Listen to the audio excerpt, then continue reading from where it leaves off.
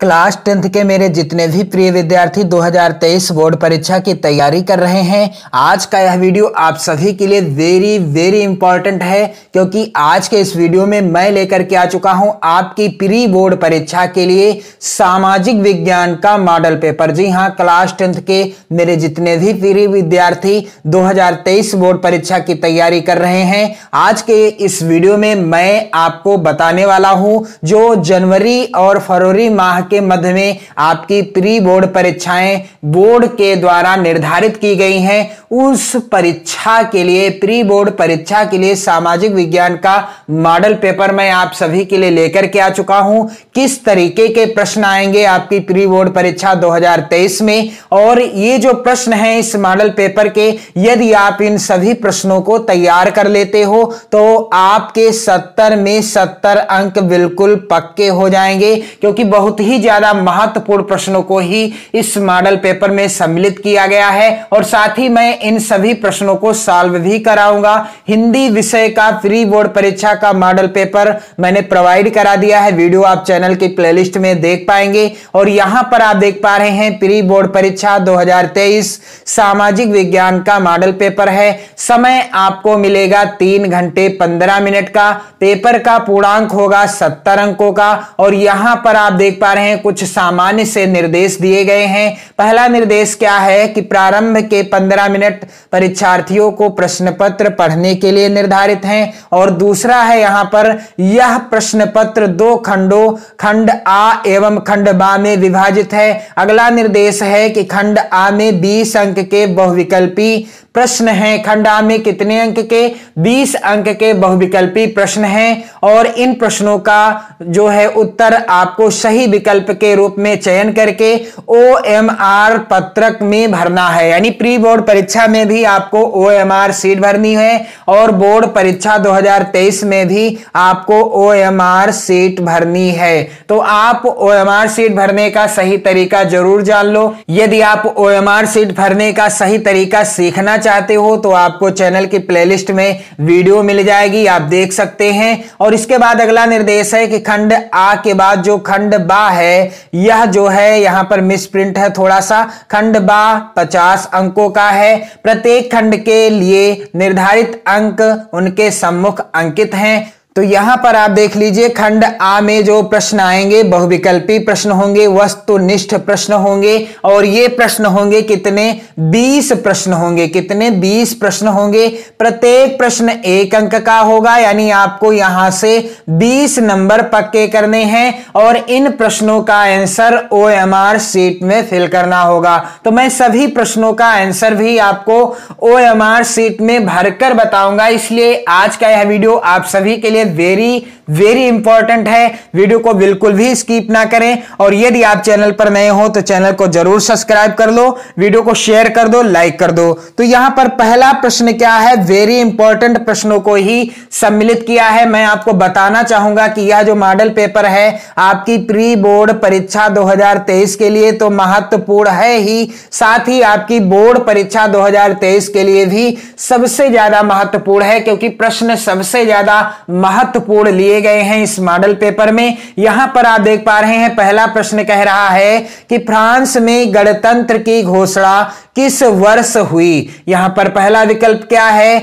1815 ईस्वी। दूसरा है 1830 ईस्वी। तीसरा विकल्प है 1848 ईस्वी और चौथा है 1871 ईस्वी। तो इसका राइट आंसर क्या है कि फ्रांस में गणतंत्र की घोषणा किस वर्ष हुई? 1848 ईस्वी में हुई। अब जो OMR सीट होगी उसमें क्या लिखा होगा? उसमें लिखा होगा का के स्थान पर A, खा के स्थान पर B, गा के स्थान पर C और घा के स्थान पर D। यानी का, खा, गा और घा नहीं होगा, उसमें होगा A, B, C और D। तो यहां पर आप देख पा रहे हैं OMR सीट का नमूना, जो कि आपने यदि क्वेश्चन बैंक ली है किसी भी प्रकाशन की, चाहे विद्या क्वेश्चन बैंक हो, राजीव क्वेश्चन बैंक हो या कोई भी प्रकाशन की क्वेश्चन बैंक हो, सभी में OMR सीट का जो नमूना है दिया गया है। आप जब पीछे देखेंगे तो यहां पर मैं आपको बताना चाहूंगा कि कहां से आपको आंसर फिल करना है। बाकी मैंने ये सब बता दिया है, कहां पर आपको परीक्षा तिथि भरनी है, कहां पर विषय का नाम, परीक्षार्थी का नाम कहां भरना है, कहां पर रोल नंबर, विषय कोड, परीक्षा कक्षा और पंजीकरण संख्या कहां भरना है, सब मैंने वीडियो प्रोवाइड करा दिया है। आप वीडियो देखें और शेयर भी कर दें। यहां से आपको प्रश्नों का आंसर देना है। यहां पर आप देख पा रहे हैं लिखा हुआ है निर्देश कि सही प्रश्नोत्तर के गोले को काले बाल पॉइंट पेन का प्रयोग करके बिल्कुल सही तरीके से पूर्ण रूपेण काला किया जाए। यानी आपको काले पेन का ही इस्तेमाल करना है ओएमआर शीट को भरते समय। और एक चीज का विशेष ध्यान देंगे, एक प्रश्न के आंसर में आपको एक ही गोला काला करना है। जैसे कि यहां पर आप देख पा रहे हैं पहले प्रश्न का आंसर क्या है, फ्रांस में गणतंत्र की घोषणा किस वर्ष हुई। यहां पर राइट आंसर क्या है, 1848 ईस्वी में। राइट आंसर क्या है, 1848 ईस्वी में। तो यहां पर पहले वाले प्रश्न का आंसर कौन सा सही है, यहां पर 1 नंबर का ऑप्शन सही है, सी वाला, यानी तीसरा सही है, यानी गा वाला। तो यहां पर आप देख पा रहे हैं ए, बी और सी और डी लिखा है। तो यहां पर आप ए, बी, सी और डी लिखा है। ए यानी का, बी यानी खा, सी गा और घा क्या हो गया, डी, इस तरीके से। तो पहले का आंसर क्या है, यहां पर तीसरा है, इसलिए मैंने तीसरे वाले गोले को काला कर दिया है। आपकी बोर्ड परीक्षा में, प्री बोर्ड परीक्षा में और बोर्ड परीक्षा में जो पेपर होगा, उस पेपर में जो प्रश्न होगा और प्रश्न के अनुसार जो ऑप्शन सही होगा, उसी के आधार पर आपको गोला काला करना है। मैं आपको यहां पर सिखा रहा हूं, तो आप अच्छे से ध्यान दीजिएगा। आपको एक प्रश्न के आंसर में एक ही गोला काला करना है, दूसरे गोले को आपको टच नहीं करना है। इसमें कहीं भी आप पेन नहीं चलाएंगे। यदि गलती से 2 गोले काले हो जाते हैं तो आपको काट पीट नहीं करना है। मान लीजिए आपसे गलती से बी वाले में पेन चल जाता है या बी वाले में आप थोड़ा सा भी काला कर देते हैं तो ये चेक नहीं होगा, यानी इसके आपको नंबर नहीं मिलेंगे। तो इसलिए प्रश्नों को अच्छे से पढ़िएगा और आंसर देते समय, गोला काला करते समय काफी ज्यादा आपको सावधानी बरतनी है। इसलिए आप अभी से प्रैक्टिस कर लें। सभी जो गेस्ट पेपर हैं, यानी सभी जो क्वेश्चन बैंक हैं, सभी में ओएमआर शीट का नमूना भी दिया है और आपने अभी अर्धवार्षिक परीक्षाओं में भी ओएमआर शीट भरी होगी, तो आपको पहले से ही पता है। तो आप वीडियो को जरूर देख सकते हैं, चैनल की प्लेलिस्ट में है। अगला प्रश्न है यहां पर दूसरा, जर्मनी का एकीकरण का श्रेय इनमें से किसे दिया जाता है। पहला विकल्प है ऑटोवान बिस्मार्क, दूसरा है काइजर विलियम प्रथम, तीसरा है हिटलर और चौथा विकल्प है मेतसिनी। तो जर्मनी का एकीकरण का श्रेय इनमें से किसे दिया जाता है, ऑटोवान बिस्मार्क को दिया जाता है। दूसरे का कौन सा ऑप्शन सही है, पहला सही है, तो दूसरे का यहां पर ए वाला गोला मैंने काला कर दिया है क्योंकि ए वाला जो है ऑप्शन सही है। इसके बाद यहां पर आप देख पा रहे हैं तीसरा प्रश्न, सविनय अवज्ञा आंदोलन। वेरी इंपॉर्टेंट प्रश्न है इस मॉडल पेपर के, तो आप इस वीडियो को पूरा देखिएगा। सविनय अवज्ञा आंदोलन की शुरुआत किस महत्वपूर्ण घटना के साथ की गई। पहला विकल्प है रॉलेट एक्ट की घोषणा, दूसरा विकल्प है नमक कानून तोड़कर, तीसरा है साइमन कमीशन के आगमन और चौथा है जलियांवाला बाग हत्याकांड। तो सविनय अवज्ञा आंदोलन की शुरुआत किस महत्वपूर्ण घटना के साथ की गई, नमक कानून तोड़कर की गई। यहां पर आप ध्यान दीजिएगा, तीसरे का कौन सा ऑप्शन सही है, दूसरा वाला विकल्प सही है, इसलिए मैंने दूसरे वाले गोले को अच्छे से काला कर दिया है। इसके बाद प्रश्न संख्या 4 है इस मॉडल पेपर का कि हिंद स्वराज, वेरी इंपॉर्टेंट प्रश्न है आपकी बोर्ड परीक्षा 2023 के लिए। हिंद स्वराज पुस्तक के लेखक हैं, यहां पर पहला विकल्प है सरदार पटेल, दूसरा है विकल्प बाल गंगाधर तिलक, तीसरा है महात्मा गांधी और चौथा विकल्प है सुभाष चंद्र बोस। तो हिंद स्वराज पुस्तक के लेखक कौन है, इसका राइट आंसर क्या है, तीसरा वाला जो विकल्प है महात्मा गांधी, यह सही है। यानी चौथे का कौन सा सही हो जाएगा, सी वाला गोला काला कर दिया जाएगा क्योंकि इस मॉडल पेपर के अनुसार तीसरा वाला जो है विकल्प सही है। प्रश्न संख्या 5वां है यहां पर, 18वीं शताब्दी तक संसार के कौन से देश सबसे धनी देश माने जाते थे।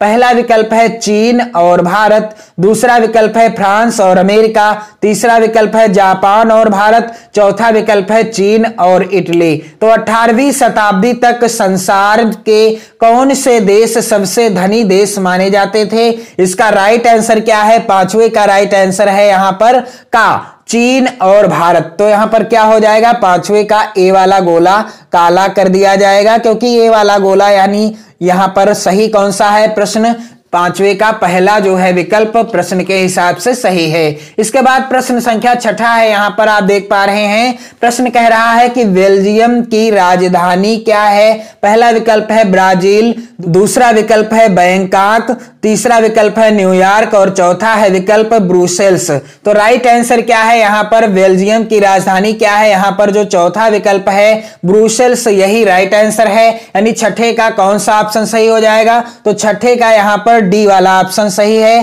क्योंकि यहां पर जो चौथा विकल्प है सही है, इसलिए छठे का मैंने डी वाला गोला काला कर दिया है। इसके बाद यहां पर आप देख पा रहे हैं अगला प्रश्न, यहां पर आप ध्यान दीजिएगा, प्रश्न 7वां है, विश्व व्यापार संगठन की स्थापना कब हुई। पहला विकल्प है 1 जनवरी 1993 ईस्वी में, दूसरा है 1 जनवरी 1990 में, तीसरा विकल्प है 1 जनवरी 1985 में और चौथा विकल्प है 1 जनवरी 1995 में। तो विश्व व्यापार संगठन की स्थापना कब हुई, 1 जनवरी 1995 में, यानी सातवें का कौन सा ऑप्शन सही है, तो सातवें का यहां पर आप ध्यान दीजिएगा डी वाला ऑप्शन सही है, क्योंकि विश्व व्यापार संगठन की स्थापना 1 जनवरी 1995 ईस्वी में हुई थी। प्रश्न संख्या 8वां है, निम्नलिखित में से भारत प्रमुख रूप से किसका आयात करता है। पहला विकल्प है खाद्यान्न का, दूसरा विकल्प है जूट का सामान, तीसरा विकल्प है चाय और चौथा विकल्प है कच्चा पेट्रोलियम। तो निम्नलिखित में से भारत प्रमुख रूप से किसका आयात करता है, इसका राइट आंसर क्या हो जाएगा, कच्चा पेट्रोलियम। यानी 8 का भी डी वाला ऑप्शन यहां पर सही है, क्योंकि चौथा विकल्प सही है, इसलिए डी वाला गोला मैंने काला कर दिया है। प्रश्न संख्या 9 है, निम्नलिखित में कौन सा भारत का संघीय राज्य नहीं है। यहां पर पहला विकल्प है महाराष्ट्र, दूसरा विकल्प है उत्तर प्रदेश, तीसरा है दिल्ली और चौथा विकल्प है पंजाब। तो निम्नलिखित में कौन सा भारत का संघीय राज्य नहीं है, यहां पर राइट आंसर क्या हो जाएगा, दिल्ली। तो 9 का कौन सा सही है, 9 का सी वाला, यहां पर 9 का सी वाला ऑप्शन सही है, क्योंकि दिल्ली जो है संघीय राज्य नहीं है। इसके बाद प्रश्न संख्या 10 कह रहा है कि लोकतांत्रिक सरकार में सभी नागरिक हैं। कैसे नागरिक हैं, लोकतांत्रिक सरकार में सभी नागरिक हैं, कैसे नागरिक हैं, अलग अलग, दूसरा विकल्प है अच्छे, तीसरा विकल्प है बुरे, चौथा विकल्प है एक समान। तो लोकतांत्रिक सरकार में सभी नागरिक कैसे हैं, एक समान हैं, यानी चौथा यहां पर सही हो जाएगा। तो 10 का यहां पर यानी 10वें प्रश्न का यहां पर डी वाला ऑप्शन सही हो जाएगा। इसके बाद प्रश्न संख्या 11 कह रहा है, भारत में जीविका का प्रमुख स्रोत क्या है। वेरी इंपॉर्टेंट प्रश्न है। पहला विकल्प है कृषि, दूसरा विकल्प है उद्योग, तीसरा विकल्प है व्यवसाय और चौथा विकल्प है इनमें से कोई नहीं। तो भारत में जीविका का प्रमुख स्रोत क्या है, इसका राइट आंसर क्या हो जाएगा, कृषि, क्योंकि हम सभी कृषि प्रधान देश के निवासी हैं, यानी भारत जो है कृषि प्रधान देश है और ज्यादातर लोग ग्रामीण क्षेत्रों में रहते हैं, यानी ज्यादातर भारत की जनसंख्या ग्रामीण क्षेत्रों में है, ज्यादातर लोग कृषि करते हैं, खेती करते हैं, इसलिए भारत में जीविका का प्रमुख स्रोत क्या है, कृषि है। अगला प्रश्न संख्या 12 है, लोकतंत्र की जड़ें किस प्रकार मजबूत होती हैं। पहला विकल्प दिया गया है जन विरोधी गतिविधियों द्वारा, दूसरा विकल्प है परस्पर सामंजस्य द्वारा, तीसरा विकल्प है धरना प्रदर्शन द्वारा और चौथा है जन आंदोलनों द्वारा। तो लोकतंत्र की यदि जड़ें मजबूत करनी है तो इसके लिए क्या करना होगा, इसके लिए क्या करना होगा, इसके लिए जन आंदोलन करने होंगे। क्या करना होगा, यहां पर राइट आंसर क्या हो जाएगा, जन आंदोलन के द्वारा लोकतंत्र की जड़ें मजबूत की जा सकती हैं। तो इसका 12वें का कौन सा सही है, यहां पर आप ध्यान दीजिएगा, 12वें का यहां पर घा वाला यानी डी वाला ऑप्शन सही है, इसलिए डी वाले गोले को मैंने अच्छे से काला कर दिया है। इसके बाद प्रश्न संख्या 13 है, वेरी इंपॉर्टेंट प्रश्न है। प्रश्न कह रहा है कि चाय की खेती के लिए कौन सी मिट्टी उपयुक्त है? चाय की खेती के लिए दिए गए विकल्पों में से कौन सी मिट्टी है जो सबसे ज्यादा अच्छी मानी जाती है? पहला विकल्प है लाल मिट्टी, दूसरा विकल्प है लेटराइट मिट्टी, तीसरा विकल्प है पर्वतीय मिट्टी और चौथा है जलोढ़ मिट्टी। तो चाय की खेती के लिए कौन सी मिट्टी उपयुक्त होती है? यहां पर राइट आंसर है लेटराइट मिट्टी, यानी 13 का कौन सा ऑप्शन सही है? 13 का यहां पर बी वाला ऑप्शन जो है सही है, इसलिए बी वाले गोले को मैंने काला कर दिया है। प्रश्न संख्या 14 है, निम्नलिखित में से किस राज्य में सीढ़ीदार खेती की जाती है? और यदि प्रश्न आ जाए कि निम्नलिखित में से किस राज्य में सोपानी खेती, यहां पर ध्यान दीजिएगा सीढ़ीदार लिखा होगा या फिर लिखा होगा सोपानी कृषि या खेती की जाती है। पहला विकल्प है पंजाब, दूसरा विकल्प है उत्तराखंड, तीसरा विकल्प है उत्तर प्रदेश और चौथा विकल्प है हरियाणा। तो किस राज्य में सीढ़ीदार खेती की जाती है? इसका राइट आंसर क्या हो जाएगा? इस प्रश्न का राइट आंसर है उत्तराखंड में सीढ़ीदार खेती की जाती है, यानी 14 वाला जो प्रश्न है इसका दूसरा वाला जो ऑप्शन है यह सही है। प्रश्न संख्या 15 है, निम्नलिखित में से कौन सी फसल मोटे अनाज, यहां पर आप ध्यान दीजिएगा, निम्नलिखित में से कौन सी फसल मोटे अनाज के अंतर्गत सम्मिलित की जाती है? पहला विकल्प है मूंगफली, दूसरा है ज्वार, तीसरा विकल्प है मूंग और चौथा विकल्प है चना। तो दिए गए विकल्पों में से कौन सी फसल मोटे अनाज के अंतर्गत सम्मिलित की जाती है? इसका राइट आंसर है ज्वार। राइट आंसर क्या है? ज्वार, यानी 15वें का यहां पर क्या सही हो जाएगा? दूसरा ऑप्शन सही है, यानी बी वाला गोला मैंने काला कर दिया है क्योंकि दूसरा वाला यहां पर विकल्प सही है। प्रश्न संख्या 16 है, वेरी इंपॉर्टेंट है ये सभी प्रश्न आपकी प्री बोर्ड और बोर्ड परीक्षाओं के लिए, और मैं आपको अन्य मॉडल पेपर भी प्रोवाइड कराता रहूंगा। आप चैनल के साथ जुड़े रहें। चैनल को सब्सक्राइब नहीं किया है तो सब्सक्राइब जरूर कर लें, वीडियो को शेयर कर दें, लाइक कर दें और अपने प्यारे प्यारे कमेंट भी करते रहें। प्रश्न संख्या 16 क्या है कि सामान्यतः किसी देश का विकास निम्नलिखित में से किस आधार पर निर्धारित किया जा सकता है? इस प्रश्न का पहला विकल्प यहां पर आप देख सकते हो, पहला विकल्प है औसत साक्षरता स्तर पर, दूसरा विकल्प है लोगों की स्वास्थ्य स्थिति, तीसरा विकल्प है प्रति व्यक्ति आय और चौथा विकल्प है ये सभी। तो सामान्यतया किसी देश का विकास निम्नलिखित में से किस आधार पर निर्धारित किया जा सकता है? तो इसका राइट आंसर है ये सभी। चौथा जो विकल्प है सही हो जाएगा क्योंकि औसत साक्षरता स्तर और लोगों की स्वास्थ्य स्थिति और प्रति व्यक्ति आय, इन सभी के द्वारा किसी देश का विकास निर्धारित किया जा सकता है। यानी 16 का ऑप्शन कौन सा सही है? 16 का यहां पर डी वाला, यानी यहां पर चौथा जो विकल्प सही है, इसलिए डी वाले गोले को काला कर दिया जाएगा। इसके बाद प्रश्न संख्या यहां पर आप देख पा रहे हैं 17। प्रश्न संख्या 17 कह रहा है, निम्न पड़ोसी देशों में से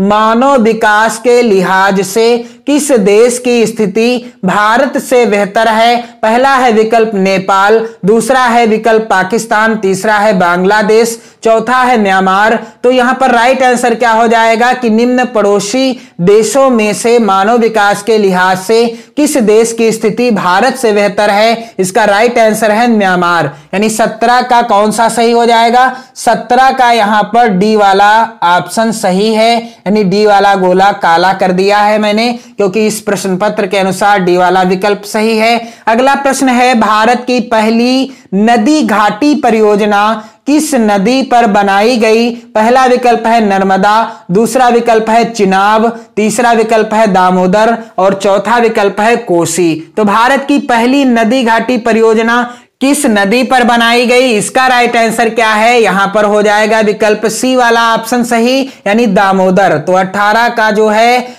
राइट आंसर क्या है? सी वाला गोला काला किया जाएगा क्योंकि भारत की पहली नदी घाटी परियोजना दामोदर नदी पर बनाई गई। किस नदी पर? दामोदर नदी पर। प्रश्न संख्या 19 वेरी इंपॉर्टेंट है, सुंदरवन राष्ट्रीय पार्क किस राज्य में स्थित है?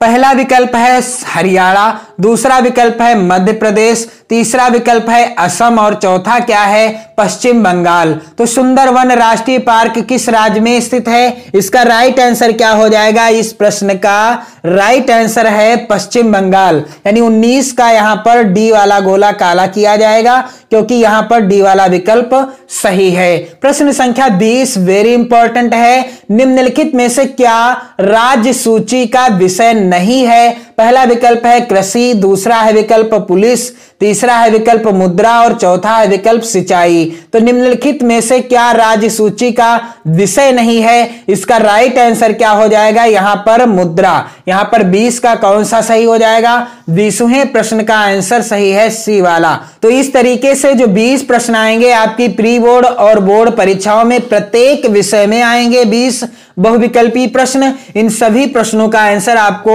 OMR शीट में भरना है और OMR शीट भरने का सही तरीका मैंने आपको बता दिया है। यदि आपने वीडियो ना देखा हो तो जरूर देख लो। इसके बाद आएंगे प्रश्न कुछ इस तरीके के। यहां पर खंड बा आप देख पा रहे हैं, खंड बा में प्रश्न इस तरीके के आएंगे। वर्णनात्मक प्रश्न होंगे, 50 नंबर के प्रश्न यहां से पूछे जाएंगे। लघुत्तरी प्रश्न यहां पर जो दिया गया है आप देख पा रहे हैं, सभी महत्वपूर्ण प्रश्नों को ही मैंने सम्मिलित किया है इस मॉडल पेपर में। तो यहां पर पहला प्रश्न क्या है कि बाल्कन प्रदेशों में राष्ट्रवादी तनाव क्यों पनपा? वेरी इंपॉर्टेंट प्रश्न है, 4 नंबर का प्रश्न है। यानी जो लघु उत्तरी प्रश्न आएगा, प्रत्येक प्रश्न होगा 4 अंक का। अथवा में भी प्रश्न दिया गया है, सबसे महत्वपूर्ण प्रश्न कह रहा है कि रॉलेट एक्ट के खिलाफ चले आंदोलन का दमन किस प्रकार किया गया। और प्रश्न जो दूसरा है वेरी इंपॉर्टेंट है, राजनैतिक दल